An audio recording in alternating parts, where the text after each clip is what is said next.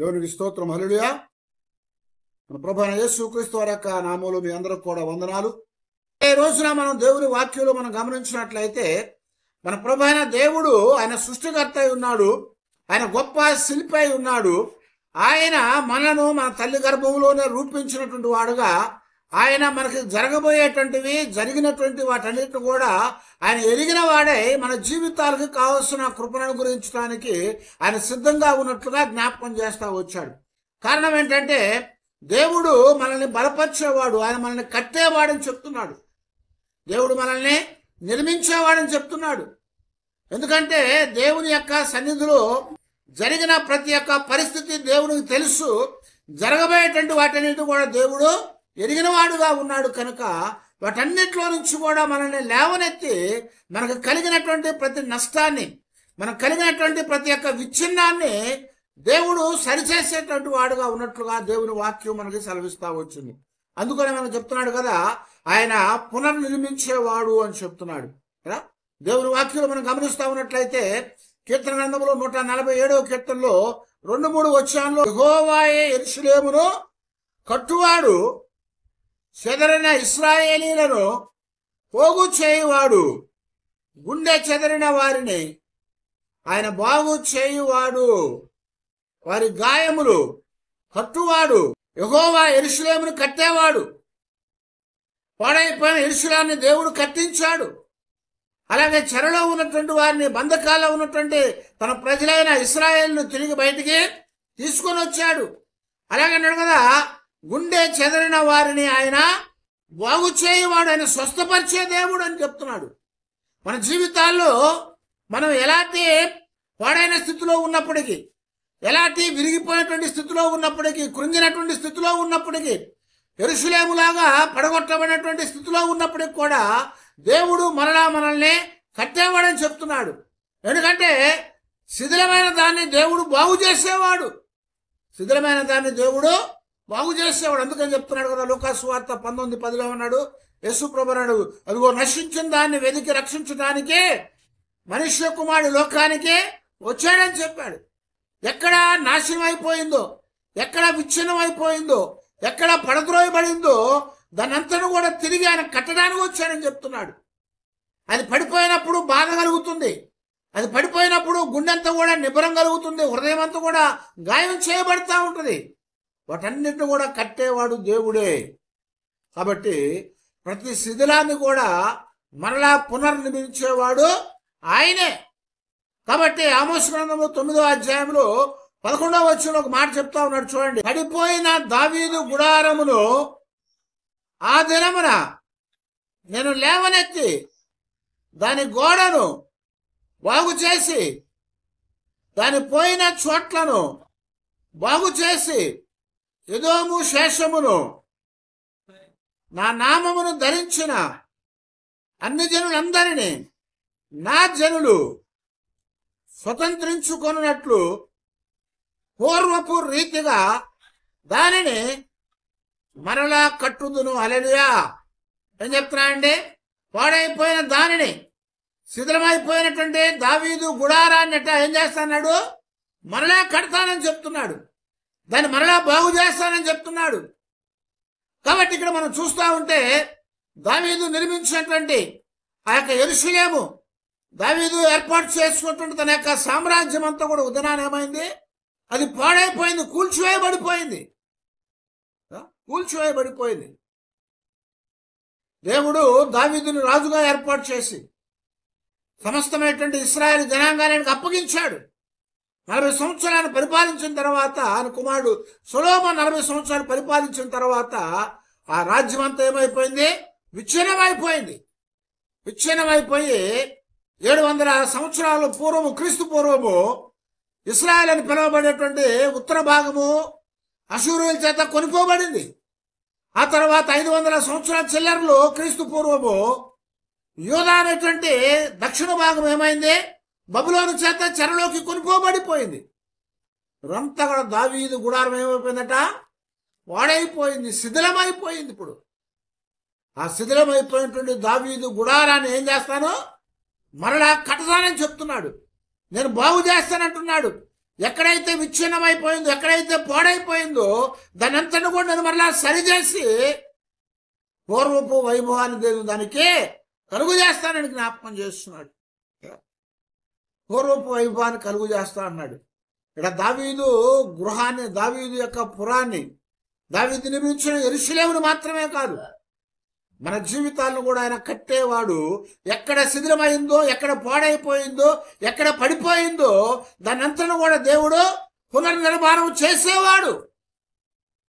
కాబట్టి ఈ యొక్క శిథిలం అనేటువంటిది ఒకవేళ మన జీవితంలో ఏదైనా కావచ్చు, మన జీవితంలో ఎలాంటి పరిస్థితి అయినా రావచ్చు. వాటన్నిటిని కూడా దేవుడు మరలా నేను కడతానంటున్నాడు. నేను మరలా దాన్ని నూతన పరుస్తానని చెప్తున్నాడు. దాన్ని అంతటిని నేను మళ్ళా సరిచేస్తానని చెప్తున్నాడు. ఎందుకంటే జీవితంలో నిర్మించబడే కాలాలు ఉన్నాయి, కూల్చివేసిన కాలాలు ఉన్నాయి, మరలా తిరిగి కట్టబడినటువంటి పునర్నిర్మాణం చేయబడినటువంటి కాలాలు ఉన్నాయి. అయితే దేవుడు ప్రతి శిథిలాన్ని ఎరిగినటువంటి వాడుగా ఉన్నాడు. దేవుడు మన జీవితంలో ఆయన మరమ్మతులు చేయటం మాత్రం కాదు, దానిని మరలా తిరిగి కట్టేవాడుగా ఉన్నాడని చెప్తున్నాడు. తిరిగి కట్టేవాడుగా ఉన్నాడు. ఏదైనా కింద పడేసి పగలగొట్టినప్పుడు ఏం చేస్తాము? పూర్వకాలం ఏం చేసేవాళ్ళు కాదు, కానీ ఇప్పుడైతే అనేకమంది వచ్చినాయి కదా, వాటిని అతికించవచ్చు, ఆ అతుకు కనపడుతుంది. కానీ దేవుడైతే దానిని నూతనత్వంగా చేసేవాడని చెప్తున్నాడు. ఆయన మరి పాడైన ప్రతి దానిని కూడా తిరిగి పునర్నిర్మాణం చేయటానికి దైవకమైన సామర్థ్యాన్ని చూపించేవాడు, ఆయన కలిగినటువంటి వాడు. ఆయన శత్రువు అనేవాడు ఏం చేస్తాడట? వాడు చెదరగొడటానికి వస్తాడు, వాడు పాడు చేయటానికి వస్తాడు, వాడు నాశనం చేయటానికి వస్తాడు. మన జీవితాల్లో ఉన్నటువంటి సమస్తాన్ని కూడా దోచుకొని మరి నిర్జీవం చేయటానికి వస్తాడు.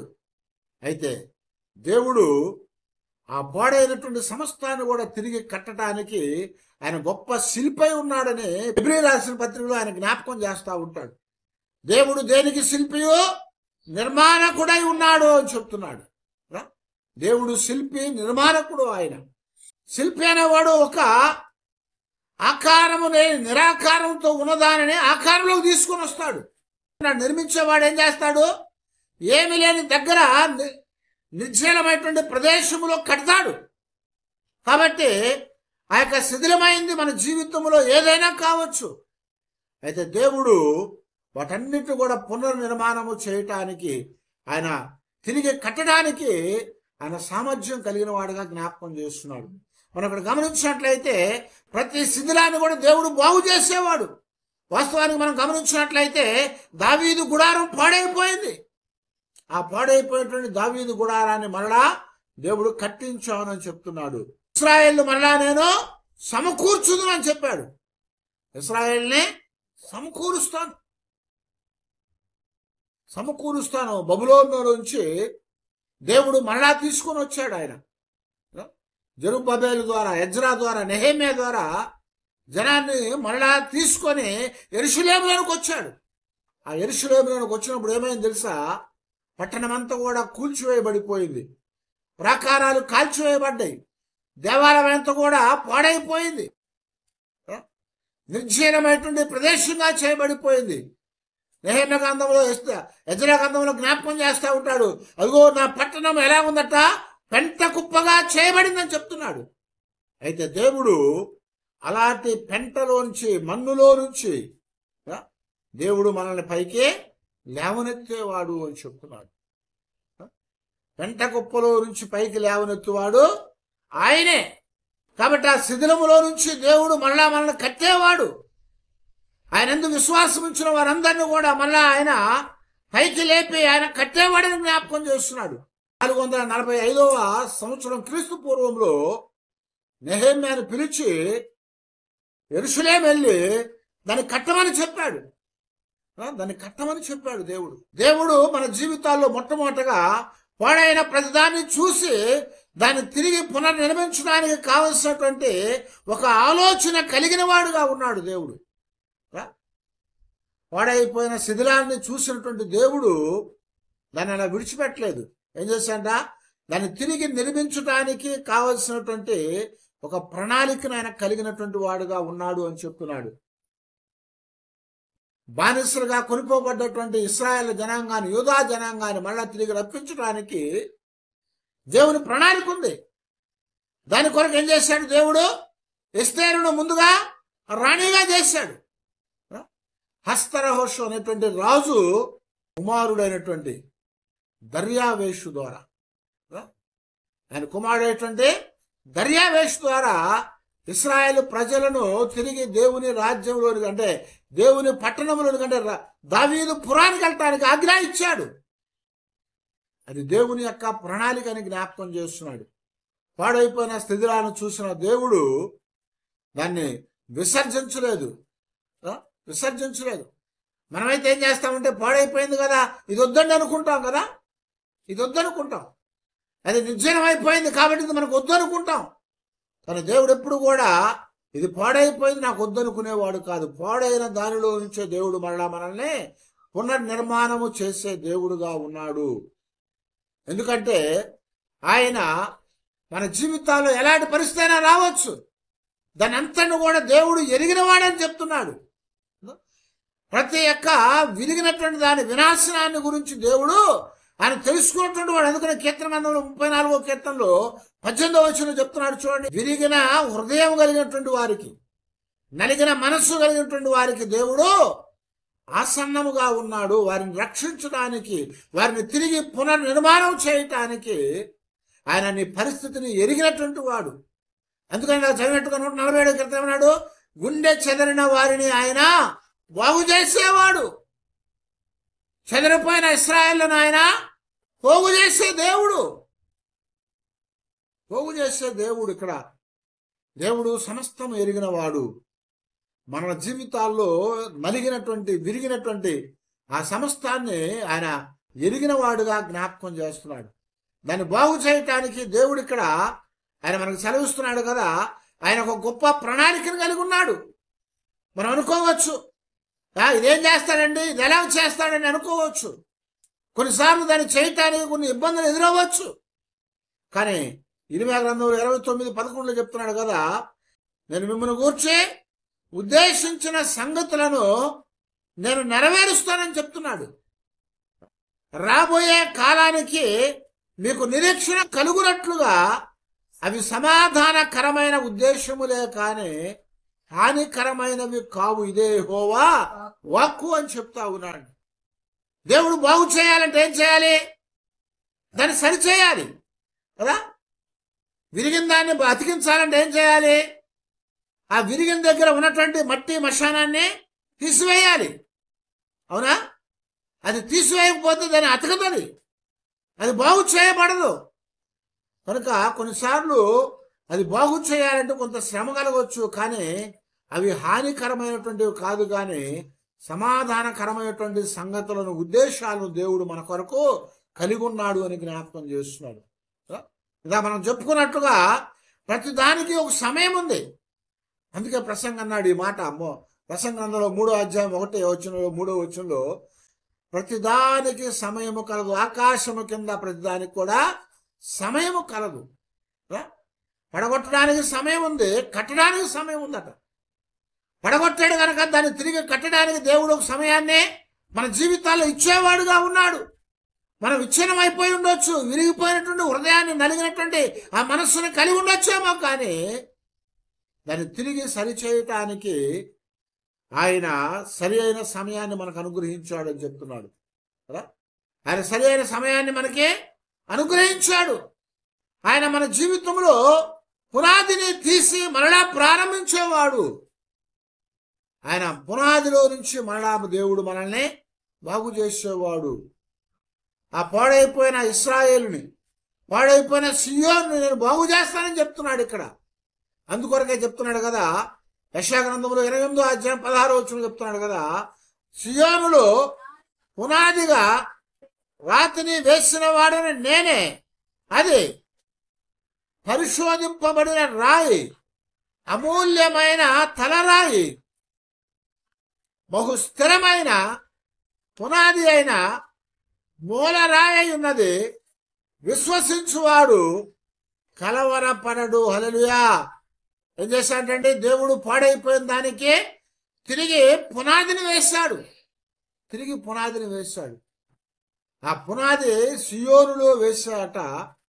ఆయన రాతిని వేశాట. రాయి ఏదయ్యా అంటే మన ప్రభు అయిన యేసుక్రీస్తు అని చెప్తున్నాడు. అది ఎలాంటి రాయి అంటే పునాది రాయి. ఆ వేసిన రాయి పరిశోధించబడిన రాయి. అది అమూల్యమైనటువంటి రాయి. అది స్థిరమైనటువంటి మూలరాయి. అని చెప్తున్నాడు. దానిని కదిలించగలవాడు ఎవడు కూడా లేడు.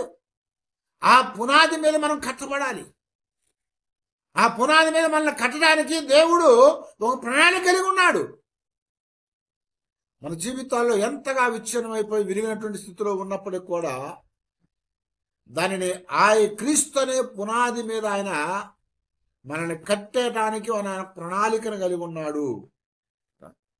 నెహెమ్యా కాలంలో కూడా యెరూషలేము గోడలు పాడైపోయినప్పుడు ఆయన ఒక ప్రణాళిక కలిగిన వాడే నెహెమ్యాను అక్కడికి నడిపించాడు అని చెప్తున్నాడు. కాబట్టి మన విరిగిపోయిన పాడైపోయిన దానిని నిర్మించడానికి దేవుడు ఒక ప్రణాళిక కలిగి ఉన్నాడు. అంతేకాదు ఆయన ప్రణాళికను కలిగి ఉండటమే కాదు, కానీ దేవుడు ఆ పునర్నిర్మాణం చేయటానికి వచ్చే ప్రతి ఆటంకాన్ని కూడా తొలగించేవాడని చెప్తున్నాడు. రెండవది, నిర్మాణం చేయాలంటే ఏం చేయాలి? అక్కడున్న ఆటంకాలనే తొలగించాలి. పడిపోయినటువంటి దాన్ని ఏం చేయాలి? అక్కడ ఉన్నటువంటి పెళ్ళన్నీ కూడా తీసివేయాలి. పాడైపోయిన గోడ కట్టాలంటే ఏం చేయాలి? గోడలోంచి పడిపోయిన పెళ్ళలు, ఆ మట్టి, ఆ రాళ్ళన్నీ కూడా తీసివేయాలి. అవన్నీ కూడా అడ్డంకులు. ఆ అడ్డంకులన్నింటినీ కూడా తీసివేయాలన్నమాట. అందుకొరకే దేవుడు నిర్మించే ముందు ఆయన కార్యాన్ని జరిగించడానికి ప్రతి ఆటంకాన్ని తొలగించేవాడుగా ఉన్నాడు. ప్రతి ఆటంకాన్ని తొలగించేవాడు. కాబట్టి మన జీవితాల్లో మనం కట్టబట్టడానికి దేవుడు ఆయన పునాదిని ఇచ్చాడు, రాతిని ఇచ్చాడు. రాతి మీద ఆయన కడుతున్నప్పుడు మనము అక్కడ మిగిలిపోయినటువంటి దానినే మనం జ్ఞాపకం చేసుకోకూడదు. అది అలాగే ఉండాలని అనుకోకూడదు. కొన్నిసార్లు ఎలా ఉంటుందంటే, అది మా గోడ కదా, మా గోడలో రాళ్ళు మట్టి కదా, అది మాకే ఉండాలనుకుంటాం. అయితే ఆ మట్టి, రాళ్ళు, ఆ చెత్త తీయకపోతే దాన్ని సరిచేయటానికి అవకాశము ఉండదు. కాబట్టి దాన్ని మనం జ్ఞాపకం చేసుకుని దాన్ని తీసి పైన పడవేయాలి. మా ఇల్లు కట్టి చాలా కాలం అయిపోయింది. దాదాపుగా 48, 59, 50 సంవత్సరాలు అటు ఇటుగా అయింది. అయితే ఆ ఇల్లు తీసేయాలనుకున్నాం కాబట్టి దాన్ని ఏం చేసామంటే ఎరగొట్టేసాము. అయితే దాని లోపల పాత పునాదులు కూడా పీకేసాం. అదంతా కూడా పీకేసాం. అయ్యో చాలా ఖరీదు పెట్టి డస్ట్ పోయించాము, అందులో చాలా మంచి మట్టి, కోరి మట్టి తెచ్చి పోసాం అనుకొని అది అలా ఉంచలేదు. దానంతా కూడా తీసి పడవేశాం. అందుకని దేవుడు కూడా ఇక్కడ చెప్తా ఉన్నాడు. యెషయాగ్రంథం 43:18 అంటున్నాడు కదా, మునుపటి వాటిని మీరు జ్ఞాపకం చేసుకోవద్దు. పాత వాటిని మనము జ్ఞాపకం చేసుకోకూడదు. పూర్వపు సంగతులను మనము తలంచుకోవద్దని చెప్తున్నాడు. పూర్వపు సంగతులను మనం తలంచుకోకూడదు. ఎందుకంటే దేవుడు మన జీవితాల్లో ఒక నూతన క్రియ చేయటానికి ఆయన ప్రారంభం చేయబోతున్నాడు. ఒక నూతన కార్యాన్ని చేయడానికి దేవుడు ప్రారంభం చేయబోతా ఉన్నాడు. అందుకే చెప్తున్నాడు 19వ వచనంలో, అదిగో ఇప్పుడే అది మొలుచును అని చెప్తున్నాడు. ఇదిగో నేను ఒక నూతన క్రియ చేయించున్నాను, ఇప్పుడే అది మొలుచును, మీరు దానిని ఆలోచింపరా? నేను అరణ్యములో త్రోవ కలుగు చేయించున్నాను, ఎడారులో నదులు పార చేయించున్నాను. హల్లెలూయా. దేవుడు చేసే వాటిని మనము జ్ఞాపకం చేసుకోవాలి. అంతేగాని పాడైపోయిన పాత వాటిని మనం జ్ఞాపకం చేసుకోకూడదు. చాలాసార్లు చెప్పాను, సాతాను అనేవాడు ఏం చేస్తూ ఉంటాడంటే మన పక్కనే ఉంటాడు. వాడు ఎప్పుడు కూడా మనల్ని పాడు చేయడానికి చూస్తూనే ఉంటాడు. వాడు ఏమంటాడంటే నువ్వు పాపివి, నువ్వు పాపం చేసావని చెప్తానే ఉంటాడు. ఆ పాపం నువ్వు చేయలేదా, ఈ పాపం నువ్వు చేయలేదా, అదో ఆ రోత పని మీరు చేయలేదా, ఇదంతా కూడా నీకు అడ్డంగా ఉంది కదా అని చెప్తా ఉంటాడు. కానీ దాన్ని అంతని కూడా దేవుడు తీసివేసేవాడు, దాన్ని అంతటిని తొలగించేవాడు. దాన్ని తీసివేసి నూతన క్రియను చేయబోతున్నాడు. నూతన క్రియన చేయబోతున్నాడు. ఇప్పుడే అది మొలుచును. దాన్ని మీరు ఆలోచన చేయండి అని చెప్తున్నాడు. ఎందుకంటే అరణ్యాల్లో త్రోవను కలుగు చేసిన వాడు దేవుడు. హల్లెలూయా. ఎడారుల్లో నదులను పారజేసిన వాడు ఆయనే. ఇశ్రాయేలు జీవితంలో 40 సంవత్సరాల అరణ్యంలో నడిచారు. దారి లేదు అక్కడ కదా. దారి ఉన్నట్లయితే ఏం చేసేవాళ్ళు? ఆ దారిలో పడి గబగబా నడుచుకుంటూ వెళ్ళిపోయేవాళ్ళు. అవునా? మనం ఎక్కడికైనా వెళ్ళినప్పుడు అక్కడ ఏదైనా కాలిబాట ఉందనుకోండి, ఇది నడిచింది కాబట్టి ఇక్కడ వెళ్తే మనకి జనం వెళ్ళినటువంటి స్థలంలోకి వెళ్తామని అటు నడుస్తాం.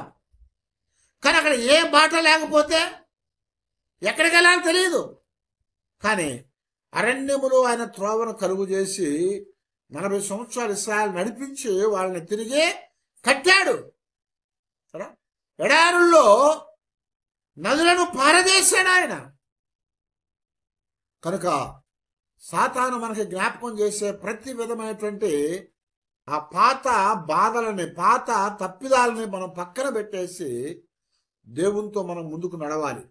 ఎప్పుడైతే దేవునితో మనం ముందుకు నడుస్తామో, ఎప్పుడైతే దేవుడు మనం శుభ్రం చేయడానికి మనం ఇష్టపడతామో, మనలో ఉన్నటువంటి ఆటంకాలను తొలగించడానికి మనం అప్పగించుకుంటామో, అప్పుడు ఏమవుతుందంటే సాతాను చేసే ప్రతి ఒక్క వ్యతిరేకత అంతా కూడా దేవుడు తొలగించేవాడుగా ఉన్నాడు. సాతాను యొక్క కార్యాలన్నింటిని కూడా దేవుడు విరగొట్టేవాడుగా ఉన్నాడు. అదే మాట యెషయా గ్రంథం 54:17 చెప్తా ఉన్నాడు. నీకు విరోధముగా రూపించబడిన ఏ ఆయుధము కూడా వర్ధిల్లదు. న్యాయ విమర్శలో నీకు విరోధముగా దోషారోపణ చేయు ప్రతి దాని వాణిని కూడా, నీకు నేరస్థాపన చేసే ప్రతి దాన్ని కూడా ఏం చేస్తాడంటే యెహోవా దాన్ని తీసివేసేవాడుగా ఉన్నాడు.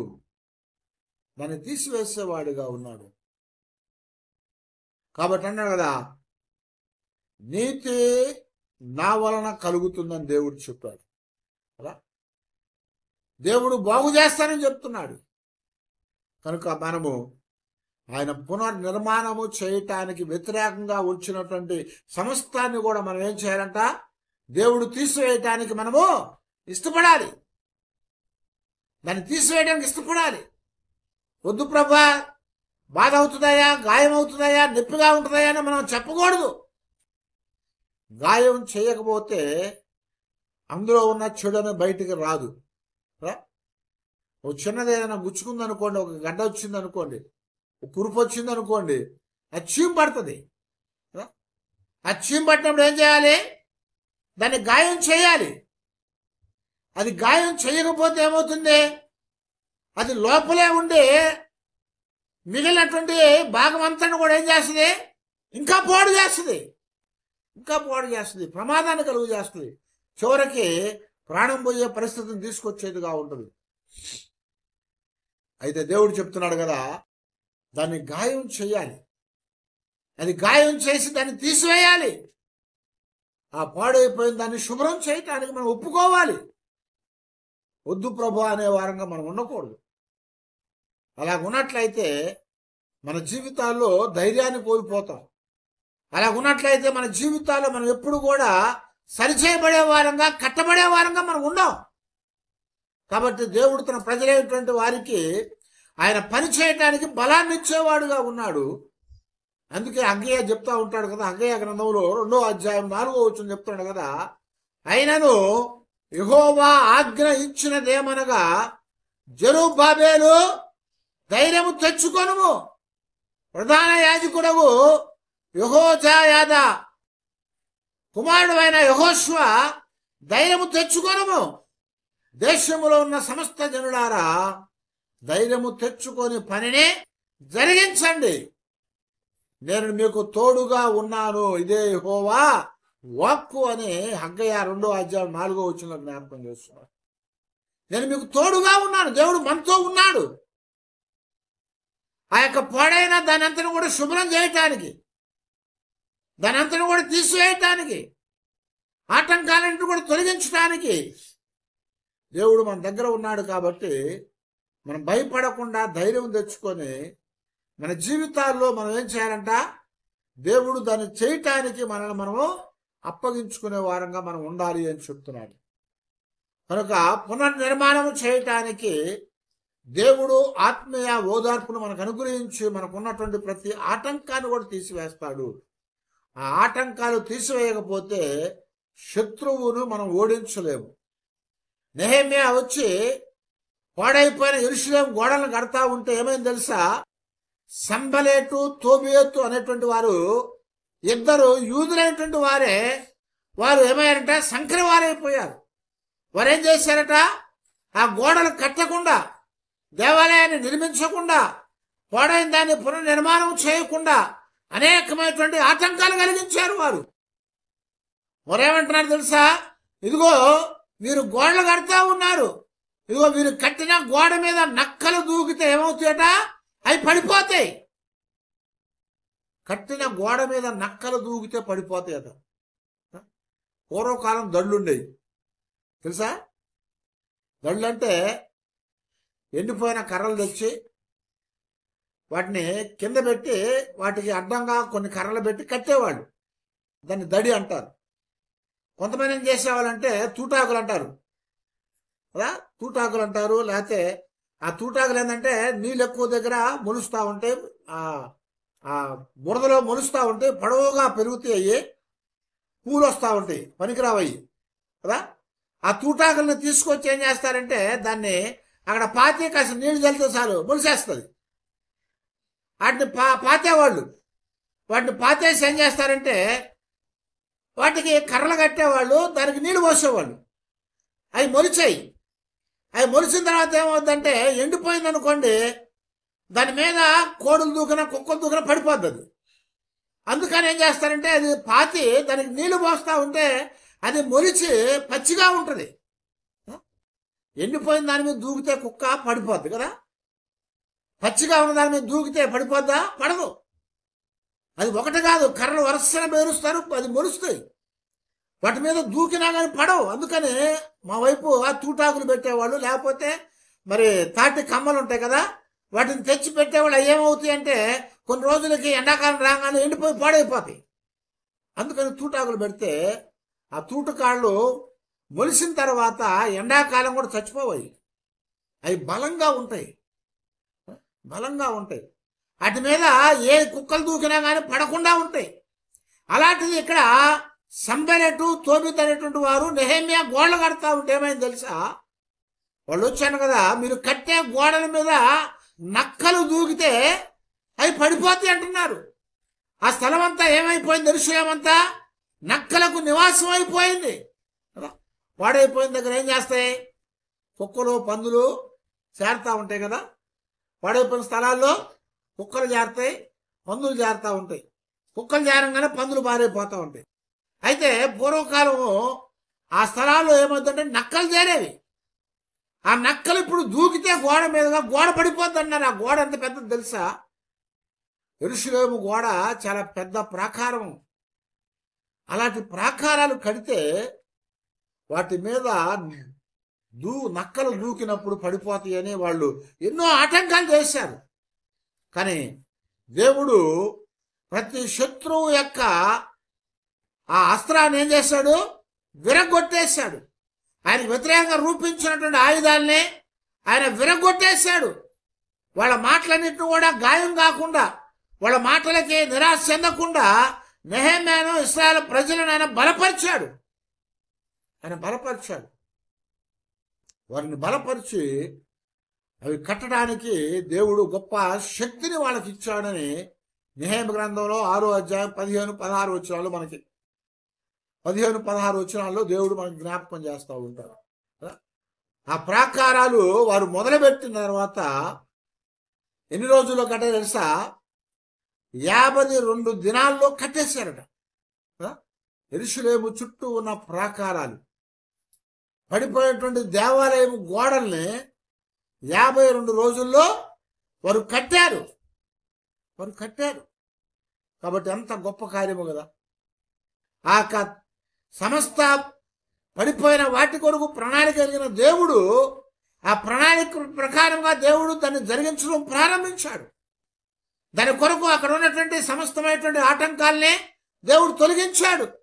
ఆ గోడలు కట్టడానికి ఎన్నో ఆటంకాలు వచ్చినప్పటికి కూడా 52 దినాల్లో దేవుడు కట్టించాడు. అది కడతా ఉంటే అడ 16 వచ్చింది ఎవరండి. అయితే మా శత్రువులు ఈ సంగతి వినినప్పుడు మా చుట్టూ నుండి అన్ని జనులందరూ కూడా జరిగిన పని చూచి వారు బహుగా అధైర్యపడిరి. ఏలయనగా ఈ పని మా దేవుని వలన జరిగినదని వారు తెలుసుకొనిరి. హల్లెలూయా. అన్ని జనులందరూ కూడా జరిగింది చూసి వారు బహుగా అధైర్యపడ్డారు. వారికి భయం కలిగింది. ఇంత పాడైపోయిన పట్టణము 52 రోజుల్లో ఎలా కట్టారు?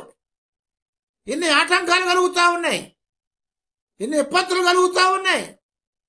వారు ఎలా కట్టారని వారు అది చూసి వారు అనుకున్నారు కదా, ఏలయనగా ఈ పని మా దేవుని వలన జరిగినదని వారు తెలుసుకున్నారు. హల్లెలూయా. ఇది దేవుడు చేసే పని. మానవులు చేయగలుగుతారా? మానవులు చేయలేరు.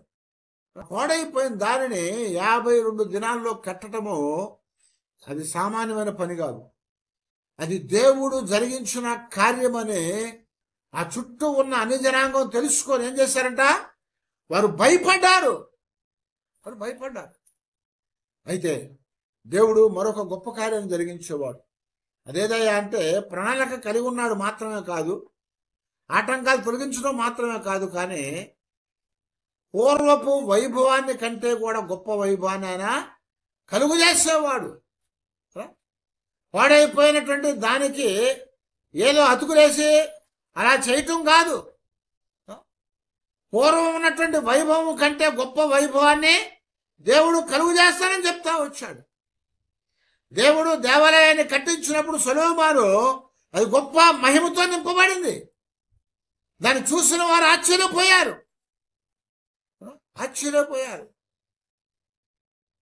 ఆ యొక్క తూర్పు దేశంలో ఉన్నటువంటి రాణి షేబా దేశంలోంచి వచ్చింది. ఆ షేబా రాణి వచ్చి అంద కదా, అదిగో నీ దేవుడు గొప్పవాడు. సొలొమోను చేసిన కార్యాలు చూసి అంటుంది కదా, అదిగో నాకు చెప్పబడ్డ కార్యములను విన్నప్పుడు ఇవన్నీ కూడా ఉట్టిదే అనుకున్నాను. అయితే నేను వచ్చి చూసినప్పుడు నేను విన్న కార్యములు, నేను చూసిన వాటిలో కొంత మాత్రమే కదా, ఒక్క భాగమే నేను విన్నాను. ఇంకా ఎన్నో భాగాలు ఇక్కడ నేను చూస్తా ఉన్నాను. అంత గొప్ప కార్యము, అంత గొప్ప మహిమతో దేవుడు ఆ పట్టణాన్ని, అలాగే దేవుడు ఆ యొక్క ఆలయాన్ని నిర్మించాడు. అయితే ఇప్పుడు దేవుడు మరలా కట్టించినటువంటి ప్రాకారాలు, మరలా కట్టించినటువంటి దేవాలయం అట పూర్వము ఉన్నటువంటి మహిమ కంటే గొప్ప మహిమతో దేవుడు చేస్తానని ఇక్కడ జ్ఞాపకం చేస్తా ఉన్నాడు. అందుకని చూడండి, హగ్గయిలో 2వ అధ్యాయం 9వ వచనం మనం చూస్తా ఉంటే, ఈ కడవరి మందిరము యొక్క మహిమ మునుపటి మందిరము యొక్క మహిమను మించినదని సైన్యములకు అధిపతి యెహోవా సెలవిచ్చుచున్నాడు. ఈ స్థలమందు నేను సమాధానము నిలుపననుగ్రహించదను, ఇదే సైన్యములకు అధిపతి యెహోవా వాక్కు అని చెప్తా వచ్చాడు. ఎక్కడైనా పాడైపోయింది బాగు చేసామంటే ఎలాగుంటది? అది మామూలుగా కనపడుతుంది, దాని అతుకులు మరలా కనపడవచ్చు అండి. ఆ యొక్క పగిలిపోయిన నెరల్లో సిమెంట్ పూస్తాం, దానికి సున్నం పోస్తాం. అయితే ఆరిపోయిన తర్వాత ఎలా ఉంటుంది తెలుసా? ఆ పూసినటువంటి నెరల్లో సున్నం పూసిన సిమెంట్ మీద పూసిన సున్నము మరగ్గానే కనపడతా ఉంటుంది. ఆ అతుకులన్నీ కనపడతానే ఉంటాయి. ఇది పాతదే అనుకుంటారు, కానీ దేవుడు అంటాడు కదా, ఈ మందిరము యొక్క మహిమను పూర్వపు మందిరము కంటే కూడా గొప్ప మహిమ కలిగిందిగా చేయబోతున్నాను. దేవుడు జరిగిస్తే పాడైపోయిన దానికంటే గొప్పదిగా చేసేవాడు. మన జీవితాల్లో పాడైపోయినటువంటి విచ్ఛిన్నమైనటువంటి లేకపోతే పనికిరానటువంటి స్థితిలో ఏది ఉన్నప్పటికీ దాన్ని దేవుడు తిరిగి సరిచేసి మునుపడ కంటే గొప్పగా చేసేవాడని చెప్తున్నాడు. మునుపడ కంటే గొప్పగా చేసేవాడు. ఆ గొప్పగా చేయటం మాత్రమే కాదు, ఆయన ఏదో తూతు మంత్రంగా చేయటం కాదు, కానీ దేవుడు సమృద్ధిగా ఇచ్చేవాడు. సమృద్ధిగా ఇచ్చేవాడు. పునర్నిర్మాణం చేయటం అంటే పాడైపోయిందంతా తిరిగి తీసుకురావటం. పాడైపోయిందంతా తిరిగి తీసుకురావటం. అందుకనే యోవేలు గ్రంథంలో కూడా 2వ అధ్యాయం 25-26 వచనం చెప్తున్నాడు కదా, మీరు కడుపారా తిని తృప్తి పొంది మీ కొరకు వింత కార్యములు జరిగించిన మీ దేవుడైన యెహోవా నామమును స్తుతించినట్లు నేను పంపిన మిడతలను, గొంగలి పురుగులను, పసర పురుగులను, చీడ పురుగులను అను మహా సైన్యము తినివేసిన సంవత్సరముల పంటను మీకు మరలా ఇస్తానని చెప్తున్నాడు. దేవుడు ఏం చేశాడంట? ఇశ్రాయేలు మాట నవ్వుకోవటం వల్ల ఏం పంపించాడు? మిడతలను పంపించాడు, అవి నాశనం చేసినాయి. తర్వాత గొంగళ పురుగులు పంపాడు, మిడతలు తినివేయగా వాటిని గొంగళ పురుగులు తినివేసినాయి.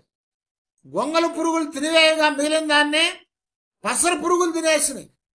పసర పురుగులు తినివేయగా మిగిలిన దాన్ని ఏం చేసినట్ట? చీడ పురుగులు తినేసినాయి. అంటే ఏమైపోయింది? పూర్తిగా నాశనం చేయబడింది. అర్థమవుతుందా? పూర్తిగా నాశనం చేయబడింది. ఏది కూడా అక్కడ మిగల్చబడలేదు. ఆ పంటంతా కూడా తిరిగి నాశనం చేయబడిపోయింది. ఇదేం తింటానికి లేకుండా పోయింది. అలాంటి పరిస్థితుల్లో ఉన్నటువంటి వారికి దేవుడు చెప్తున్నాడు కదా, తిరిగి నేను సమృద్ధిగా ఇస్తాను, తిరిగి నేను సమృద్ధిగా ఇస్తాను. కాబట్టి 26 వచనం కదా, నా జనుల యొక్క నెన్నటికి సిగ్గునందరు. హల్లెలూయా. నా జనులు ఇంకెన్నటికి కూడా సిగ్గుపడరు. సిగ్గు పొందారు కదా. బానిసలు అంటే ఏం చేసేవాళ్ళు? పూర్వకాలాల్లో గొలుసులతో కట్టేసి, తాళ్లతో కట్టేసి, చెప్పులు లేకుండా బట్టలు కూడా చిరిగిపోయి ఆ యొక్క అరణ్యాల్లో ఎడారిలో నడిపించుకొని తీసుకెళ్లేవాళ్ళు. కనీసం మంచులు ఇచ్చేవాళ్ళు కాదు, తిండి పెట్టేవాళ్ళు కాదు. ఆకలితో చచ్చిపోయేవాళ్ళు చాలామంది, దాహంతో చచ్చిపోయేవాళ్ళు చాలామంది. ఆ మిగిలినటువంటి బలమైన వాళ్ళని తీసుకొని పోయి బానిసలుగా వాడుకునేవాళ్ళు శత్రురాజు. అయితే ఇక్కడ అది ఎంతో సిగ్గుతో కూడింది, అది ఎంతో అవమానంతో కూడింది. అయితే దేవుడు చెప్తున్నాడు కదా, నా జనులు ఏమంట? ఇక ఎన్నటికి కూడా సిగ్గునొందరు. నా ప్రజలకి సిగ్గుపట్టడానికి అవకాశం ఇవ్వను. ఎందుకంటే వారి అవమానం అంతా కూడా నేను తీసివేశాను. వారి అవమానాన్ని తీసివేశాను. యెషయా గ్రంథంలో చెప్తా ఉంటాడు, ఇదిగో వారి అవమానం అంతా కూడా నేను వారి వెనకగా దొల్లించి వేశానని చెప్పాడు. వారి వెనకగా దొల్లించి వేశాడట. కాబట్టి అవమానం తీసివేయబడి తిరిగి వాళ్ళని తీసుకొని వచ్చి ఆ యెరూషలేము కట్టబడి అక్కడ దింపాడు వాళ్ళని. దేవుడు వాళ్ళకి సమృద్ధినిచ్చాడు. మరలా దేవుడు పాడైపోయిన స్థలాన్ని బాగు చేశాడు. దేవుడు అక్కడ బాగు చేయటమే కాదు, మరలా వారికి కావలసినటువంటి గొప్ప శక్తినిచ్చాడు. ఎందుకంటే దేవుని కొరకు ఎదురు చూశారు వారు. అందుకే యెషయా గ్రంథం 40వ అధ్యాయము 31వ వచనం జ్ఞాపకం చేస్తున్నారు, యెహోవా కొరకు ఎదురు చూచువారు నూతన బలం పొందుతారు. వారు పక్షిరాజు వలె రెక్కలు చాచి పైకి ఎగురుదురు, అలయక పరిగెత్తుదురు, సొమ్మసిల్లక నడిచిపోతారు. దేవుడు మరలా సిగ్గుపడకుండా వారి జీవితాల్లో బలాన్ని ఇచ్చాడు. సిగ్గుపడకుండా వారి జీవితాల్లో తిరిగి పంటనిచ్చాడు. సిగ్గుపడకుండా వారి జీవితాల్లో పాడైన స్థలాల్ని బాగు చేశాడు. దేవుడు మనల్ని కరుణించాడని చెప్తున్నాడు. దేవుడు మనల్ని కరుణించాడు.